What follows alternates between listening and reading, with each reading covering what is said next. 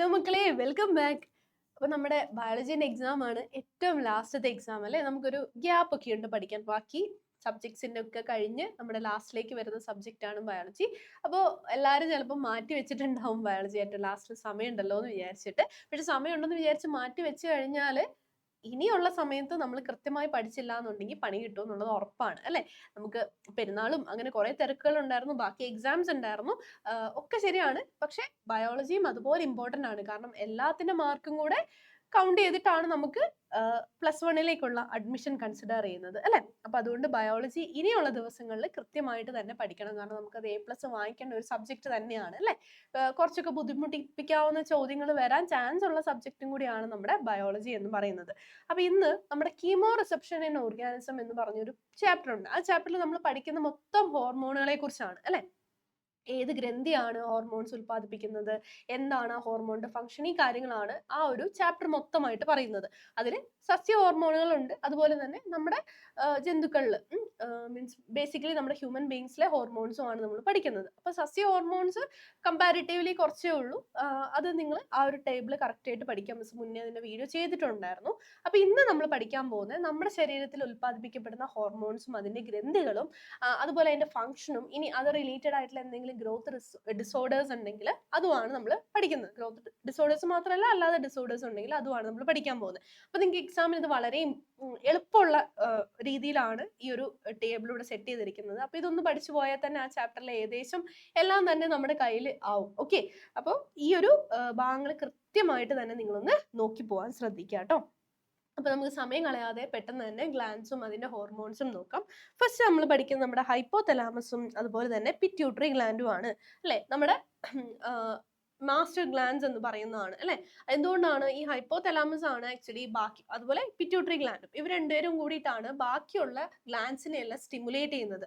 ഇപ്പൊ ഒരു particular situation വന്നു, അപ്പൊ ആ ഒരു സിറ്റുവേഷൻ ഇപ്പൊ അഡ്രീനൽ ഗ്ലാൻഡ് ആണ് ആക്ട് ചെയ്യേണ്ടതെങ്കിൽ ഈ ഹൈപ്പോതലാമസും അതുപോലെ തന്നെ പിറ്റ്യൂട്ടറി ഗ്ലാൻഡിന്റെ പാർട്ടും ആണ് സ്റ്റിമുലേറ്റ് ചെയ്യപ്പെടുന്നത് ഫസ്റ്റ്. എന്നിട്ട് ഇവരാണ് പോയിട്ട് അഡ്രീനൽ ഗ്ലാൻഡിനോട് പറയുന്നത്, അല്ലെങ്കിൽ അഡ്രീനൽ ഗ്ലാൻഡിനെ സ്റ്റിമുലേറ്റ് ചെയ്യുന്നത്, ഇന്ന ഹോർമോൺ നിങ്ങൾ സെക്രേറ്റ് ചെയ്യൂ എന്ന് പറയുന്നത്. ഓക്കെ, ഫൈൻ, ക്ലിയർ ആയോ? അപ്പൊ നമ്മുടെ വീട്ടിലിപ്പോ ഒരു പ്രശ്നം നടക്കുമ്പോൾ ഫസ്റ്റ് എന്താണ്, നമ്മുടെ പപ്പ ആ കാര്യത്തിൽ ഇടപെടും. പപ്പയാണ് പറയുന്നത് ഇന്നൊരു ഡിസിഷൻ അല്ലെ. ആ ഒരു രീതിയിൽ ഓർക്കുക, എന്നിട്ട് നമ്മൾ അതിനനുസരിച്ച് പ്രവർത്തിക്കുന്നു. ആ ഒരു പാറ്റേൺ പ്രവർത്തിക്കണം നമ്മളായിരിക്കും, പക്ഷെ അവിടുന്ന് ഒരു ഡിസിഷന് വേണ്ടിയിട്ട് നമ്മൾ എന്താണ് വെയിറ്റ് ചെയ്യുന്നു. ആ ഒരു പാറ്റേണിൽ സിമ്പിൾ ആയിട്ടുള്ള ഒരു എക്സാമ്പിൾ മിസ് കണക്ട് ചെയ്യാൻ വേണ്ടി പറഞ്ഞാണ്. Okay, fine. അപ്പൊ ഹൈപ്പോതലാമസിൽ നമുക്ക് മേജർ ആയിട്ട് 4 ഹോർമോൺസ് ആണ് ഓർത്തിരിക്കേണ്ടത്. അതിൽ ഫസ്റ്റ് വൺ എന്ന് പറയുന്നത് റിലീസിങ് ഹോർമോൺ ആണ്, പിന്നെ ഇൻഹിബിറ്ററി ഹോർമോൺസ്, ഓക്സിറ്റോസിൻ, വാസോപ്രസിൻ അല്ലെ, ADH അല്ലെ. ഇങ്ങനെ 4 ഹോർമോൺസ് ആണ് നമ്മുടെ ഹൈപ്പോതലാമസ് സെക്രീറ്റ് ചെയ്യുന്നത്. അതിൽ തന്നെ റിലീസിങ് ഹോർമോൺ എന്ന് പറയുന്നത് എന്തിനു വേണ്ടിയിട്ടാണ്, നമ്മുടെ ട്രോപ്പിക് ഹോർമോൺസ്, അതായത് anterior lobe of pituitary produce ചെയ്യുന്ന കുറച്ച് ട്രോപ്പിക് ഹോർമോൺസ് ഉണ്ട്. ഇതിനെ സ്റ്റിമുലേറ്റ് ചെയ്യുക എന്നതാണ് ആരുടെ ജോലി എന്ന് പറയുന്നത്, ഈ റിലീസിങ് ഹോർമോൺസിന്റെ ജോലി എന്ന് പറയുന്നത്. ഗ്രൂപ്പ് ഓഫ് ഹോർമോൺസ് ആണ്, നിങ്ങൾ അത് മാത്രം പഠിച്ചാൽ മതി. ഓക്കെ, ഇനി അടുത്തത് ഇൻഹിബിറ്ററി ഹോർമോൺസ് ആണ്. അപ്പൊ ഈ ഇൻഹിബിറ്ററി ഹോർമോൺസിന്റെ ആ ഒരു പ്രത്യേകത അല്ലെങ്കിൽ ഫംഗ്ഷൻ എന്ന് പറയുന്നത് ഇൻഹിബിറ്റ് ചെയ്യാൻ വേണ്ടി തന്നെയാണ്. അതായത് ഇന്ന സ്റ്റിമുലേറ്റ് ചെയ്യുന്നതിന് നേരെ ഓപ്പോസിറ്റ് ആണ് അല്ലെ. ഇന്ന സിറ്റുവേഷൻ ആവുമ്പോൾ ഈ ഒരു ഹോർമോൺ സെക്രീറ്റ് ചെയ്യേണ്ട, അല്ലെ ഇത്രയും സെക്രീറ്റ് ചെയ്താൽ മതി എന്ന് പറയുന്നത് ആരാണ്, നമ്മുടെ ഇൻഹിബിറ്ററി ഹോർമോൺസ് ആണ്. അപ്പൊ ഏതിന്റെയാണ്, ട്രോപ്പിക് ഹോർമോൺസിന്റെ ഇൻഹിബിഷന് കാരണമാവുന്നതാണ് നമ്മുടെ ഇൻഹിബിറ്ററി ഹോർമോൺസ് എന്ന് പറയുന്നത്. ഓക്കെ, അപ്പൊ റിലീസിങ് ഹോർമോൺസ് ആണെങ്കിൽ എന്താണ്, പിറ്റ്യൂട്ടറിയുടെ മുൻതളത്തെയാണ് അവർ ഉത്തേജിപ്പിക്കുന്നത് അല്ലെ. അതുപോലെ തന്നെ ഇൻഹിബിറ്ററി ഹോർമോൺസ് ആണെങ്കിൽ പിറ്റ്യൂട്ടറിയുടെ മുൻതളത്തിൽ ഈ ഹോർമോണുകളുടെ ഉൽപാദനം എന്താണ്, മന്ദീഭവിപ്പിക്കുകയാണ് ചെയ്യുന്നത്, അല്ലെങ്കിൽ നിർത്തുകയാണ് ചെയ്യുന്നത് അല്ലെ. ഇനി ഓക്സിറ്റോസിൻ എന്ന് പറഞ്ഞാൽ നമ്മുടെ ലാക്ടേഷനും അതുപോലെ തന്നെ സ്മൂത്ത് മസിൽസിന്റെ ഒക്കെ കൺട്രാക്ഷന് വേണ്ടിയിട്ട് അല്ലെ, നമ്മുടെ വുമണിൽ പ്രത്യേകിച്ച് എന്താണ്, നമ്മുടെ മീൻസ് ബ്രസ്റ്റ് ഫീഡിങ്ങിനൊക്കെ ടൈം ആകുമ്പോൾ അല്ലെ ലാക്ടേഷന് വേണ്ടിയിട്ട് സഹായിക്കുന്നതാണ്, ആ ഒരു സ്റ്റിമുലേഷൻ കൊടുക്കുന്നതാണ് നമ്മുടെ ഓക്സിറ്റോസിൻ എന്ന് പറയുന്നത്. യെസ്. ഇനി വാസോപ്രസിൻ എന്താണ്, നമ്മുടെ ബോഡിയിലുള്ള വാട്ടർ ബാലൻസിനെ കൃത്യമായിട്ട് കൺട്രോൾ ചെയ്യാൻ വേണ്ടി, സമ്മറിലും വിന്ററിലും നമുക്കറിയാം മാറ്റങ്ങൾ വരും അല്ലെ. ടെമ്പറേച്ചർ പുറത്ത് മാറുന്നതനുസരിച്ച് നമ്മുടെ ബോഡിയിലുള്ള വാട്ടർ ലെവലിൽ മാറ്റം വരും. യൂറിന്റെ പ്രൊഡക്ഷൻ കൂടും, അല്ലെങ്കിൽ യൂറിന്റെ പ്രൊഡക്ഷൻ കുറയണം അല്ലെ. അപ്പൊ ആ ഒരു വ്യത്യാസം അനുസരിച്ച് അതിനെ കൺട്രോൾ ചെയ്യാൻ വേണ്ടിയിട്ട് സഹായിക്കുന്നതാണ് ഈ പറഞ്ഞ ADH ഹോർമോൺ അല്ലെങ്കിൽ വാസോപ്രസിൻ. അപ്പൊ ഇത് 4 നമ്മുടെ ഹൈപ്പോതലാമസ് റിലീസ് ചെയ്യുന്നത്. ഇനി അടുത്തത് എന്താണ്, നമ്മുടെ പിറ്റ്യൂട്ടറി ഗ്ലാൻഡ് ആണ്. പിറ്റ്യൂട്ടറി ഗ്ലാൻഡിൽ നിന്ന് സെക്രീറ്റ് ചെയ്യപ്പെടുന്നത് 5 ഹോർമോൺസ് ആണ്. അതിൽ ഫസ്റ്റ് ട്രോപ്പിക് ഹോർമോൺസ് എന്ന് പറഞ്ഞൊരു ഗ്രൂപ്പ് ഉണ്ട് അല്ലെ. അതായത് നമ്മുടെ അഡ്രീനൽ ഗ്ലാൻഡിൽ നിന്ന് സെക്രീറ്റ് ചെയ്യപ്പെടുന്ന കുറച്ച് ഹോർമോൺസ് ഉണ്ട്, അവരെ സ്റ്റിമുലേറ്റ് ചെയ്യുന്ന ഒരു ഗ്രൂപ്പ് ഉണ്ട്. ഓക്കെ, അപ്പൊ അതിനെ നമ്മൾ മൊത്തത്തിൽ എന്താണ് ട്രോപ്പിക് അഡ്രീനൽ ഗ്ലാൻഡും ഉണ്ട്, പിന്നെ അതുപോലെ തന്നെ നമ്മുടെ തൈറോയിഡ് ഗ്ലാൻഡ് ഉണ്ട്, പിന്നെ ഗോഡാഡ്സും ഉണ്ട്. അപ്പൊ ഇവരെ എല്ലാം സ്റ്റിമുലേറ്റ് ചെയ്യുന്ന ഒരു ഗ്രൂപ്പ് ഓഫ് ഹോർമോൺസ് ഉണ്ട്. അതിനെ മൊത്തം നമ്മൾ എന്താണ് ട്രോപ്പിക് ഹോർമോൺസ് എന്നാണ് വിളിക്കുന്നത്. ഓക്കെ, അപ്പൊ അതിൽ ഫസ്റ്റ് വരുന്നത് നമ്മുടെ TCH ആണ്. ഓക്കെ, അതെന്താണ് TCH എന്ന് പറഞ്ഞാൽ തൈറോയിഡ് സ്റ്റിമുലേറ്റിംഗ് ഹോർമോൺ ആണ്. അപ്പൊ ആ പേരിൽ നിന്ന് തന്നെ നമുക്ക് മനസ്സിലാക്കാം എന്താണ്, നമ്മുടെ തൈറോയിഡ് ഗ്ലാൻഡ് തൈറോക്സിൻ സെക്രീറ്റ് ചെയ്യണമെങ്കിൽ അതിനെ പോയിട്ട് സ്റ്റിമുലേറ്റ് ചെയ്യുന്ന ആളാണ് നമ്മുടെ പിറ്റ്യൂട്ടറി ഗ്ലാൻഡ് അല്ലെ TCH എന്ന് പറയുന്നത്.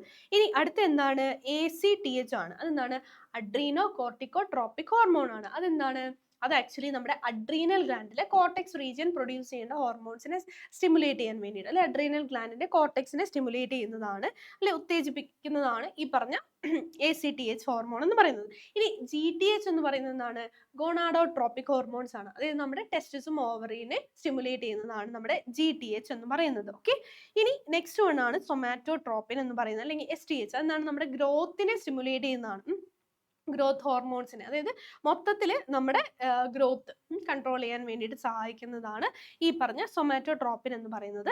പിന്നെ ലാസ്റ്റ് വരുന്നത് എന്താണ്, നമ്മുടെ പ്രോലാക്റ്റിൻ ആണ്. പ്രോലാക്റ്റിൻ എന്നാണ് ലാക്ടേഷന് വേണ്ടി, അല്ലെങ്കിൽ പ്രൊഡക്ഷൻ ഓഫ് മിൽക്കിന് വേണ്ടി സഹായിക്കുന്ന മറ്റൊരു ഹോർമോണാണ് പ്രോലാക്റ്റിൻ. അവിടെ ഓക്സിറ്റോസിനും പ്രോലാക്റ്റിനും ഒരുമിച്ചാണ് ആക്ട് ചെയ്യുന്നത്. ഓക്കെ, ആ ഒരു പ്രഗ്നൻസിന്റെ ലാസ്റ്റ് ടൈമിൽ അല്ലെ, ആഫ്റ്റർ ബർത്ത് ആണ് അല്ലെ, കുഞ്ഞുണ്ടായി കഴിഞ്ഞതിന് ശേഷമാണ് ഈ ഒരു സ്റ്റിമുലേഷൻസ് ഒക്കെ നടക്കേണ്ടത്. Right, yes. ഇനി ഇവിടെ ഫങ്ഷൻസ് നമ്മൾ പഠിച്ചു. അപ്പൊ ഇവിടെ നിങ്ങൾ റിലേറ്റഡ് ആയിട്ടുള്ള ഡിസോർഡേഴ്സ് പഠിക്കുമ്പോൾ നമ്മൾ രണ്ടെണ്ണമാണ് ഇവിടെ ഓർത്തിരിക്കേണ്ടത്. ഒന്ന് നമ്മുടെ വാസോപ്രസിൻ ആണ്.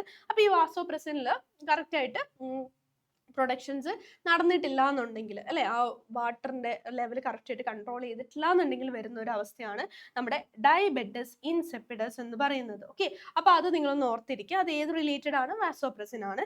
പിന്നെ നമ്മുടെ ഗ്രോത്ത് ഹോർമോൺ, അല്ലെ ഗ്രോത്ത് റിലേറ്റഡ് ആയിട്ടുള്ള കുറച്ച് ഡിസോർഡേഴ്സ് ഉണ്ട്.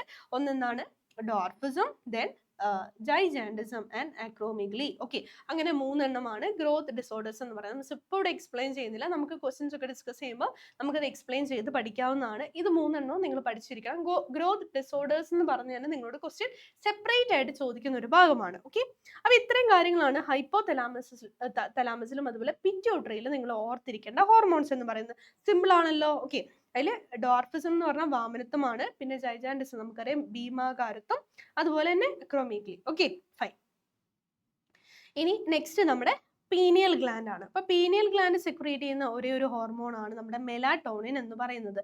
എന്താണ്, നമ്മൾ ആ ഒരു കറക്റ്റ് ആയിട്ടുള്ള ഒരു റിതം നമ്മൾ ഫോളോ ചെയ്യുന്നുണ്ട്. റൈറ്റ്, സർക്കാഡിയൻ റിതം എന്ന് പറയാം. അതായത് നമ്മൾ കറക്റ്റ് ഉറങ്ങുന്നതും എണീക്കുന്നതും എന്താണ്, ഇപ്പൊ നമ്മൾ അലാം വെച്ചിട്ടില്ല എന്നുണ്ടെങ്കിൽ നമ്മുടെ ബോഡിക്ക് അറിയാം ആ ലൈറ്റിന്റെ ഇൻഫ്ലുവൻസ് കാരണം എന്താണ് കറക്റ്റ് ടൈമിൽ നമ്മുടെ ബോഡി എണീക്കും, എവേക്കൻ ചെയ്യും. റൈറ്റ്, അപ്പൊ അത് കറക്റ്റ് സമയത്ത് തന്നെ ഉറങ്ങുകയും ചെയ്യും. അപ്പൊ ഈ രാത്രി ആവുന്ന സമയത്ത് നമുക്ക് ആ ഒരു ഉറക്കം വരികയും ചെയ്യും. അതുപോലെ തന്നെ രാവിലെ ആവുമ്പോൾ എന്താണ് നമ്മൾ എണീക്കുകയും ചെയ്യും. അലാം ഒന്നും ഇല്ലാന്നുണ്ടെങ്കിൽ പണ്ടത്തെ ആളുകൾ എങ്ങനെയായിരുന്നു അല്ലെ. റൈറ്റ്, അപ്പൊ ആ ഒരു